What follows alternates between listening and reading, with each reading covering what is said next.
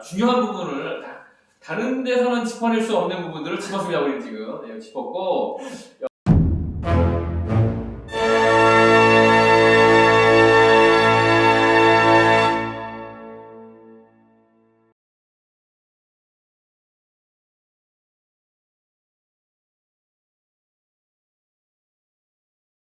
그 노동자들에 대한 이야기입니다. 특히 이제 그 주요 나오는 그 인물들의 모습들은 사실은 다 어떻게 보면 정규직이라고 볼 수는 없죠. 그냥 이렇게 뒷뜰에 불러서 앉아가지고 몇 마디 하면 이렇게 해고가 된단 말이에요. 네, 그런 상황이에요. 이거는 비정규직이라고 볼 수도 없고 비공식 노동이라고 봐야겠죠. 그러니까 비정규직이라면은 뭐 기간제 단시간 파견 근로자를 말하는데 이분들은 뭐 근로계약서 쓴 사람 아무도 없잖아요. 그러니까 아예 잡히지가 않는, 세금도 내지 않는 그러니까 비공식 노동이라고 볼 수가 있겠고, 당연히 지휘 명령을 받으면서 일을 하지만 근로기준법이라든가 뭐 여러 그 노동법의 보호를 전혀 받지 못하는 분들이라고 볼 수가 있겠고요. 자녀들인 기우랑 기정이 일종의 뭐 과외교사로 들어간 거고, 뭐 기정은 이제 미술 심리치료까지 겸하는 뭐 미술 강사이죠. 그리고 그 충숙이 가정부고, 그다음에 기택이 운전기사인데, 운전기사로 이제 기택이 먼저 취업한 이후에 그 문강을 그 복숭아 알레르기로 이렇게 날려버리고서, 그다음에 이제 은근슬쩍 명함을 이렇게 그 기택이 박 사장한테 내밉니다. 그게 이제 명함에는 뭐 더 케어라고 써 있고 되게 고급스럽게 해서 이제 그 박 사장이 이제 이게 뭐냐고 물어보니까 뭐 저처럼 이렇게 베테랑인 사람들이 가사 서비스를 하는 그런 회사이다, 이렇게 얘기를 해요. 그럼 이거를 한번. 더 케어?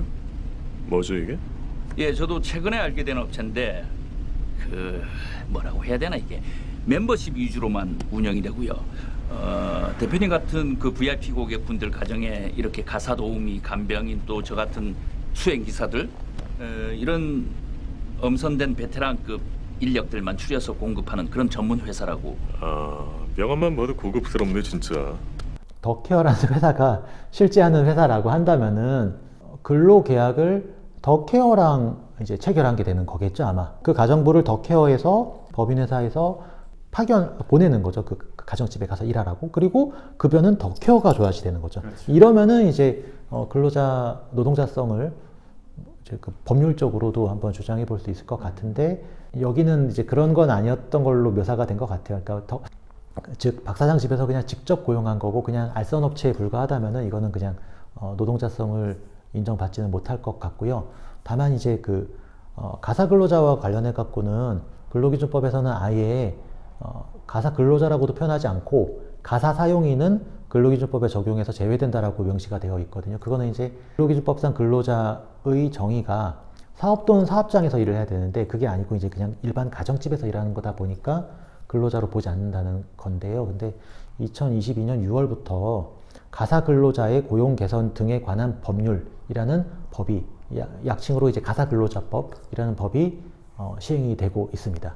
이 법에서의 핵심은 그냥 모든 가정집에서 일하는 가정부를 보호하는 건 아니고, 고용노동부가 인증한 법인 회사에 고용된 가사 근로자만 근로기준법 등의 그런 그 노동자로 인정을 하겠다는 그런 법이에요. 그 다음에 이제 운전기사도 생각을 좀 해봤는데, 이 운전기사가 면접은 또 회사에서 면접 보는 장면은 안 나왔지만 회사로 갔었거든요. 근데 또 해고는 또 조여정 배우가 박 사장 부인이 했고, 그래서 이게 어디 소속된 건지 잘 모르겠는데, 만약에 회사에 소속된 운전기사라고 한다면은 노동자가 맞죠. 가정집에 고용된 노동자로 가면은 역시 또 근로기준법의 노동자성은 인정받지 못하지 않을까. 중요한 부분을 다른 데서는 짚어낼 수 없는 부분들을 짚었습니다. 우리는 지금 짚었고, 사회 초년생인 기우나 기정이나 뭐 이런 사람들이 과연 박 사장처럼 성공할 수 있을까? 안 되죠. 그러니까요.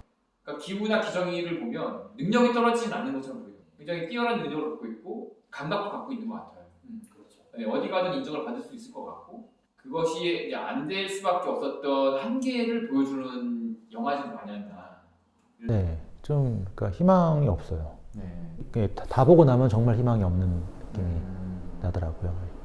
봉준호 감독의 설국열차에서는 뭐 옆칸으로 앞으로 가지 않고 옆칸을 부셔갖고 그걸로 나가면서 뭐 그 아기가 나오나요? 그게 이제 일종의 희망을 보여주는 거잖아요. 근데 이 영화는 정말 희망이 없는 것 같은. 만약에 이 영화가 노력을 하면 성공할 수 있는 구조의 사회에서 만들어진 영화라면 이 영화가 어떻게 바뀔까? 이런 생각 좀 해봤거든요. 박 사장 부부가 그렇게 막 이분들을 뭐 비인간적으로 대우하진 않잖아요. 하지 않아요. 네. 구김살이 없어요. 그 아버지가 이제 박 사장을 죽이지 않습니까? 이건 도대체 무슨 의미입니까? 김기사! 뭐해! 앰뷸런스 기다리면 되죠? 아빠 그만 좀 눌러. 아 눌러서 더 앞으로 간다. 택시 타고 와! 택시 좀 던지라고! 택시 던지라고 그냥!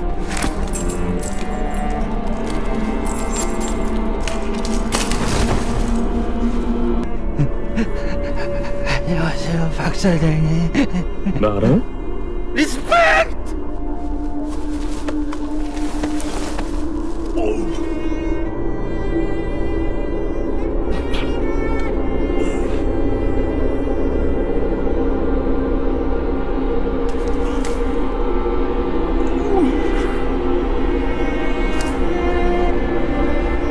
아까 말씀드린 대로 이 모든 가족들은 서로에게 죄를 짓거나 잘못을 한 건 아니란 말이에요. 직접적으로. 인간은 본능적으로 분노한다는 거죠. 그렇죠.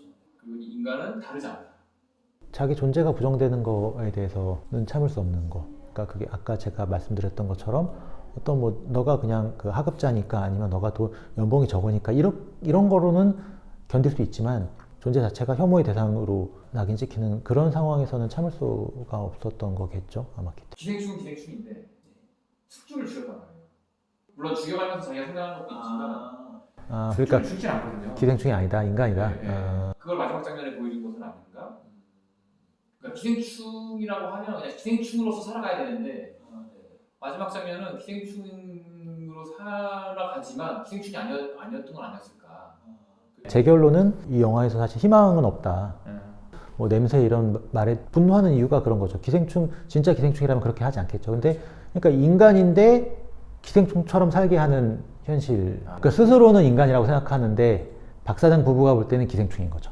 자기의 자기 인식과 타인의 자기 인식이 다른 데서 벌어지는. 기우가 어떻게 살고 있을까 지금 시간이 흐른 다음에 전 진짜 궁금해요.